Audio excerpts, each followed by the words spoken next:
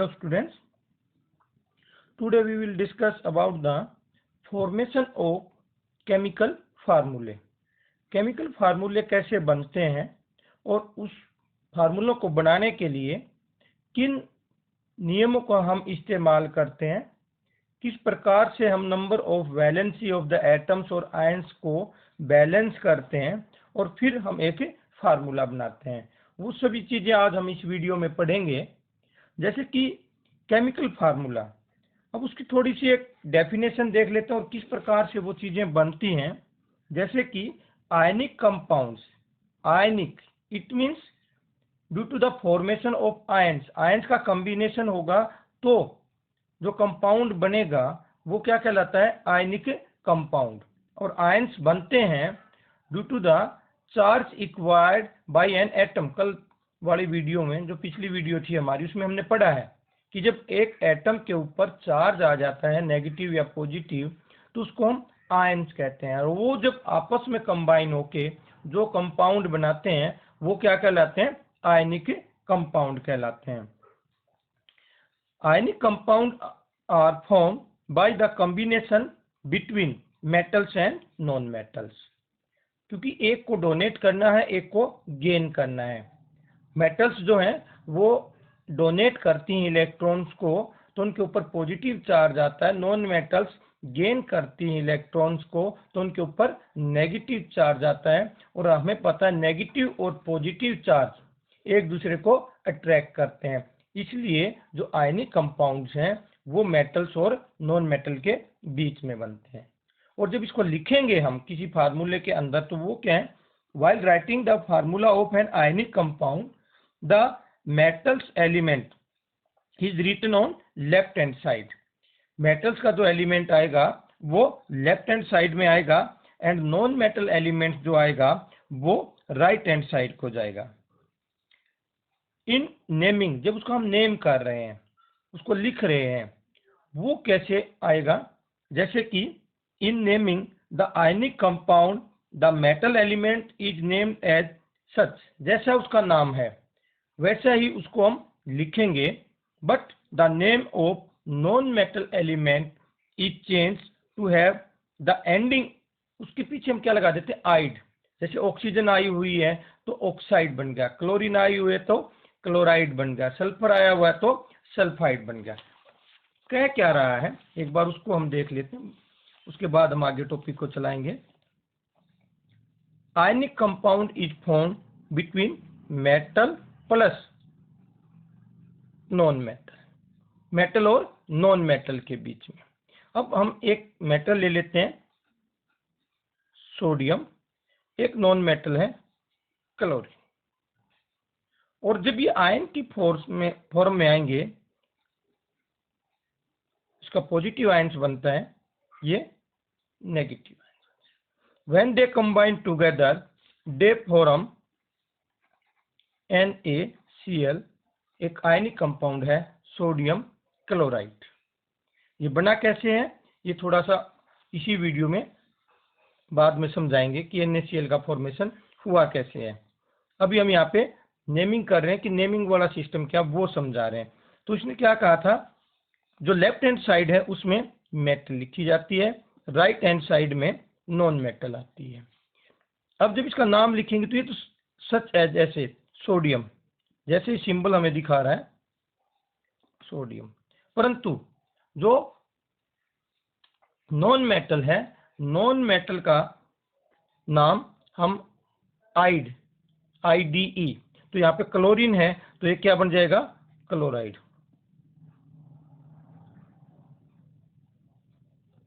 Sodium chloride, इस प्रकार हम लिखते हैं। या ऑक्सीजन हो, अब ये सोडियम और ऑक्सीजन जब ये आयंस में कन्वर्ट होंगे इस तरह से, जो इनका फार्मूला बनता है वो बनता है Na2O। लेफ्ट हैंड साइड में मेटल, राइट हैंड साइड में नॉन मेटल, ये एज इट इज रह जाएगा सोडियम। और ऑक्सीजन को किस में कन्वर्ट कर देंगे हम, ऑक्साइड में। क्लियर। अब अगला देख लेते हैं। बाइनरी कंपाउंड, बाइनरी मीन्स दो, एक कंपाउंड जो बना हुआ है केवल दो एलिमेंट से। अभी हमने बाइनरी का तो एग्जांपल लिया है, एक दो, केवल दो ही है। या कोई और फार्मूला हम देख लेते हैं, दो ही है, magnesium oxygen, hydrogen chlorine, hydrogen chloride. ये क्या है? Binary compound. देखो तो इलेक्ट्रोनेगेटिविटी, इलेक्ट्रोनेगेटिविटी ये 10th तक क्वेश्चन आता है आपका कि इलेक्ट्रोनेगेटिविटी है क्या। इलेक्ट्रोनेगेटिविटी एक एबिलिटी है और एटम की टू अट्रैक्ट, यानी कि किसी को अपनी तरफ खींचने की पावर है। Electronegative is the force with which it attract किसको? Shared electron of an atom. जिस इलेक्ट्रॉन्स, एटम के इलेक्ट्रॉन को जो यहाँ पे शेयरिंग हो रही है, उनको अपनी तरफ खींचने की जो पावर है किसी भी एटम की, वो क्या कहलाती है? इलेक्ट्रोनेगेटिविटी कहलाती है। जैसे हमने यहाँ पे कुछ एग्जाम्पल दिए हैं इलेक्ट्रोनेगेटिविटी के, जैसे हाइड्रोजन की इलेक्ट्रोनेगेटिविटी 2.1 है, कार्बन की 2.5 है, नाइट्रोजन की 3 है, क्लोरीन की 3 है, ऑक्सीजन की 3.5 है और फ्लोरीन की 4 है, सल्फर की 2.5 होती है। तो इस प्रकार से अब ये तो आयनिक कंपाउंड का।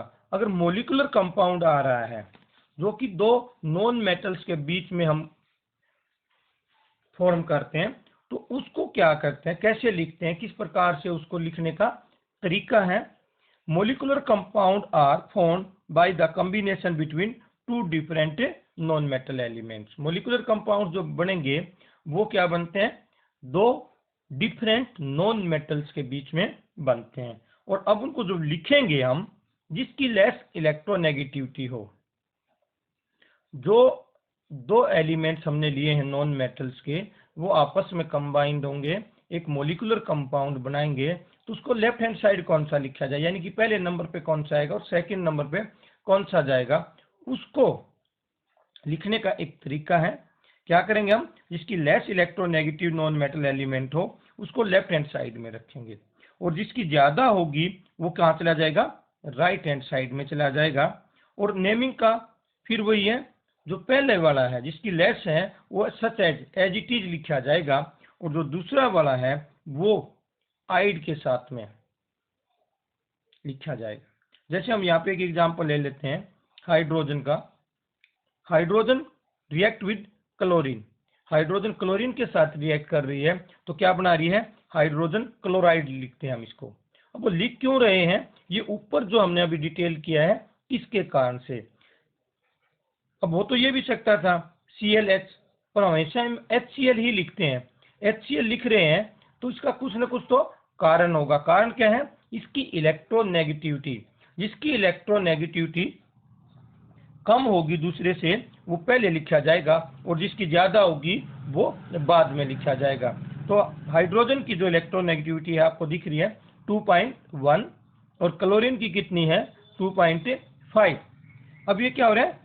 आपस में कंबाइन होकर एक मोलिकुलर कंपाउंड बनाते हैं हाइड्रोजन क्लोराइड। तो हाइड्रोजन तो एज इट इज लिखा जाएगा, और जो सेकंड वाला है वो आइड यानी कि क्लोराइड। क्लोरीन से हम क्या बना रहे हैं इसको? क्लोराइड या हाइड्रोजन सल्फाइड। हाइड्रोजन क्योंकि लेफ्ट हैंड साइड में है, लेस इलेक्ट्रोनेगेटिव है, तो इसका नाम एज इट इज रखा जाएगा।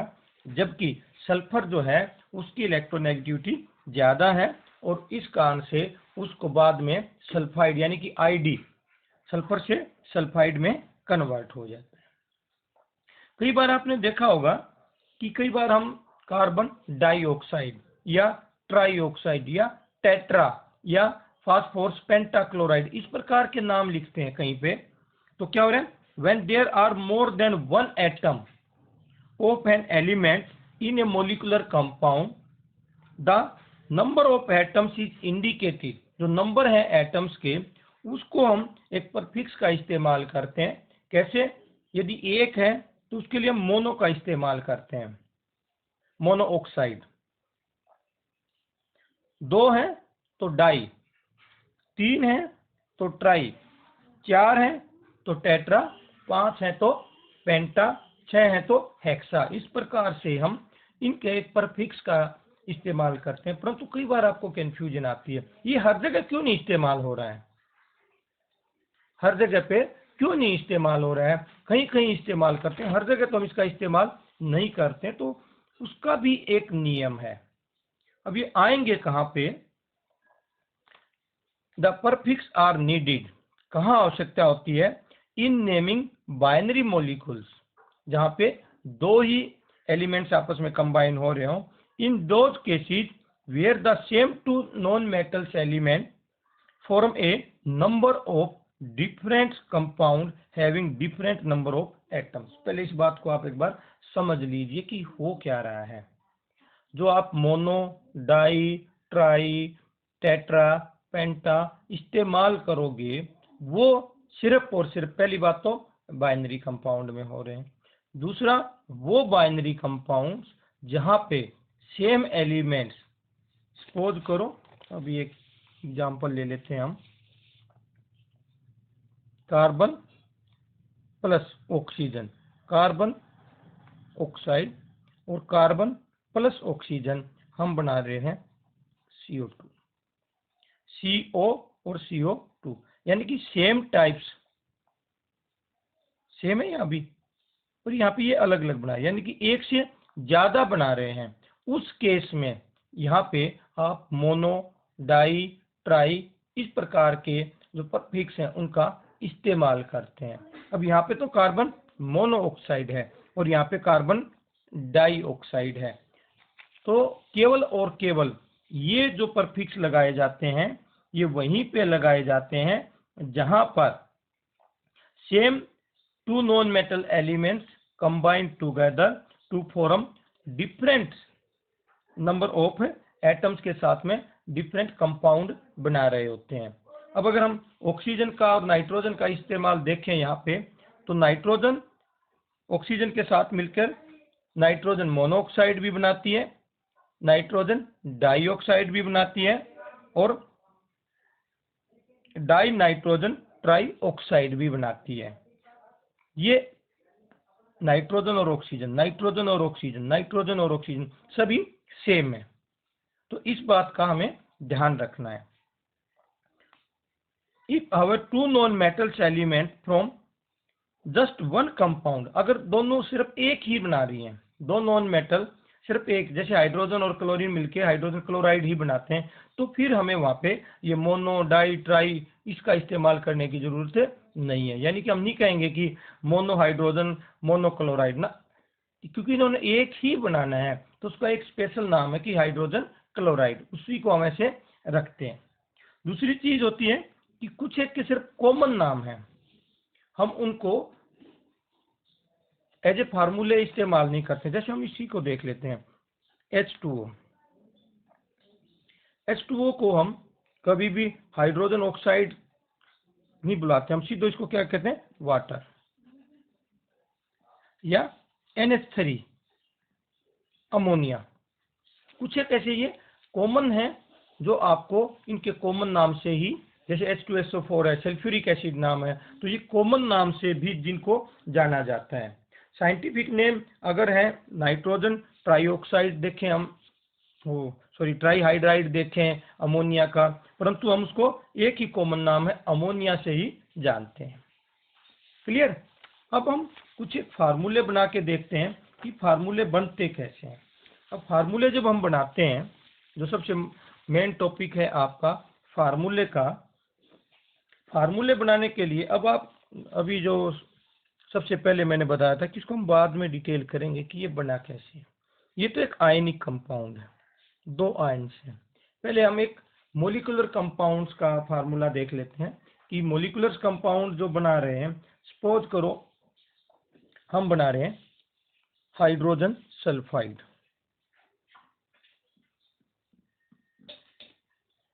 हाइड्रोजन सल्फाइड दे रखा है और कोई कहे कि हमें इसका फार्मूला बना के दिखाना है। अब सबसे पहले चीज हमें ये होनी चाहिए कि इसके सिंबल, यहाँ एलिमेंट कौन कौन से हैं। सल्फाइड तो किसका बना हुआ है, सल्फर का। अभी हमने बताया था कि हाइड्रोजन क्या है, लेस इलेक्ट्रोनेगेटिविटी है इसकी, और सल्फाइड सल्फर की ज्यादा, तो ये पीछे आ रहा है। और आईडी के साथ इसको लिखा जाता है। तो यहाँ पे तो हाइड्रोजन है और यहाँ पे सल्फर। अब अगर हम इनकी दोनों की वैलेंसीज को बराबर कर दें तो ये फार्मूला बन जाता है। और इसका एक सिंपल सा मेथड होता है क्रॉसिंग का। क्रॉसिंग का मेथड का मतलब क्या होता है, हाइड्रोजन की वैलेंसी हाइड्रोजन के नीचे, सल्फर की वैलेंसी सल्फर के नीचे। अब इनकी वैलेंसी याद होनी चाहिए आपको। अगर वैलेंसी और सिंबल याद नहीं हुए तो फार्मूले नहीं बनेंगे। और इसको हम कर देते हैं क्रॉस मल्टीप्लाई, यानी कि ये तो चली जाएगी यहाँ पे H के नीचे और ये इसके नीचे। एक को लिखो ना लिखो, ये बन जाएगा H2S, हाइड्रोजन सल्फाइड। क्या बन जाएगा ये, हाइड्रोजन सल्फाइड। अब एक और एग्जांपल देख लेते हैं। कार्बन डाइऑक्साइड दे दी किसी ने, लिखा हुआ है कार्बन डाइऑक्साइड। अब इसका फार्मूला बनाना है कार्बन डाइऑक्साइड का। अब डाई तो क्या है, अभी हमने बताया था कार्बन और ऑक्सीजन मिलके एक से ज्यादा फार्मूले बनाते हैं, इसीलिए ये डाई आई है। इसको देख के भ्रमित होने की जरूरत नहीं है, हमें देखना ऑक्साइड आया है। ऑक्साइड किसके लिए था, ऑक्सीजन के लिए। और कार्बन कार्बन के लिए, तो कार्बन का सिंबल C, ऑक्सीजन का O। हमें यहाँ पे सिंबल उठाने हैं एटम के, ना कि मॉलिक्यूल्स के रूप में लेना है। कार्बन क्या सिंबल है, एटम का C, ऑक्सीजन का O, कार्बन की वैलेंसी कार्बन के नीचे, ऑक्सीजन की वैलेंसी ऑक्सीजन के नीचे, और फिर वही क्रॉस मल्टीप्लाई। तो क्या आ जाएगा C2O4। और इसका और शॉर्ट रूप हो सकता है करें तो हम, तो अब ये क्या हो गया CO2। कार्बन डाई किसके लिए आए, H2 के लिए, carbon dioxide, carbon dioxide. एक और फार्मूला देख लेते हैं, हाइड्रोजन क्लोराइड।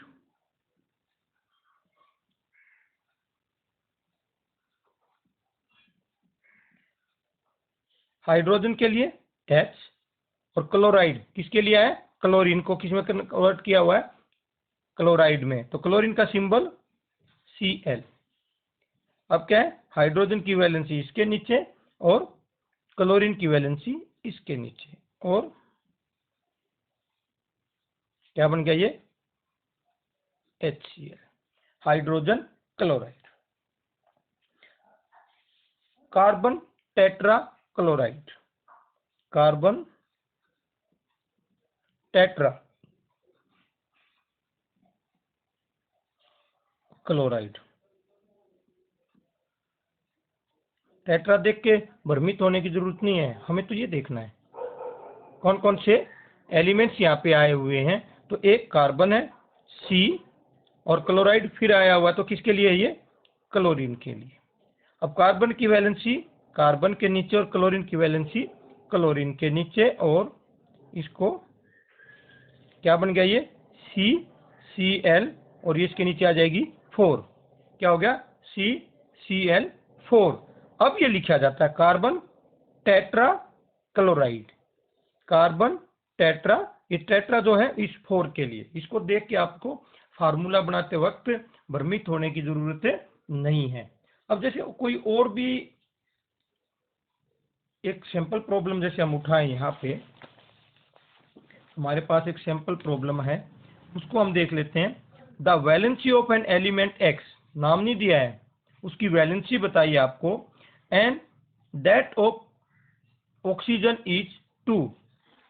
अब what will be the formula of the compound formed by the combination of element X with oxygen।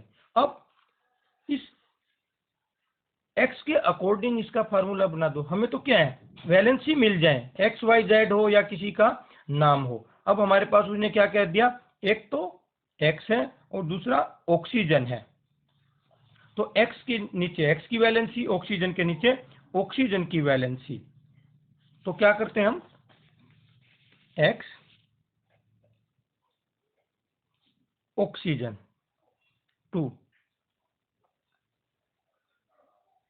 Cross multiply, H2O। और अगर हम देखें जैसे जैसे आपको अभ्यास होता जाएगा कि H2O ये एक फार्मूला है Na2O सोडियम ऑक्साइड का। X2O तो X की जगह पे यहाँ पे क्या हो सकता है, सोडियम, क्योंकि X2O और ऑक्सीजन, क्योंकि X सोडियम की वैलेंसी की, अगर हम यहाँ पे रख के देखें, अब देखो यहाँ पे इस तरह से ये बनाया हमने और हम ये आएगा आयनिक कंपाउंड में। अभी हम मोलिकुलर कंपाउंड करें तो एक चीज और हो सकती है, यहाँ पे H2O भी तो हो सकता है, उसको भी रख के देख लेते हैं। ऑक्सीजन 2 और क्रॉस मल्टीप्लाई क्या बन गया, H2। तो X क्या है, H हो सकता है। जब हम आयनिक कंपाउंड बनाएंगे, आयनिक कंपाउंड का फार्मूला बनाएंगे तो X सोडियम भी हो सकता है। X क्या, क्योंकि दोनों की वैलेंसी क्या है। अगर उसने आपसे ये नहीं मांग रखा कि इसका आयनिक कंपाउंड बनाओ या मोलिकुलर कंपाउंड बनाओ, तो हम अपनी मर्जी से हाइड्रोजन या नाइट्रोजन को, सॉरी सोडियम को इस्तेमाल कर सकते हैं।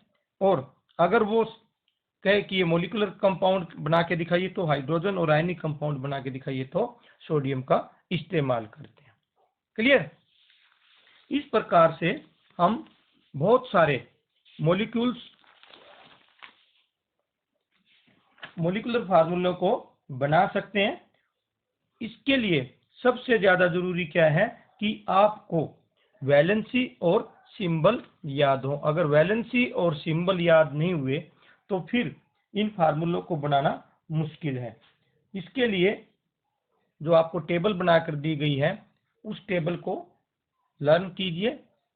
कल हम आयनिक कंपाउंड्स बनाएंगे। आज हमने मोलिकुलर कंपाउंड्स बनाए। मोलिकुलर फार्मूले बनाते हैं या आयनिक फार्मूले बनाते हैं, वो क्या है, उनको लिखा कैसे जाता है, बोला कैसे जाता है, उन सब के बारे में हमने आज डिस्कस किया है।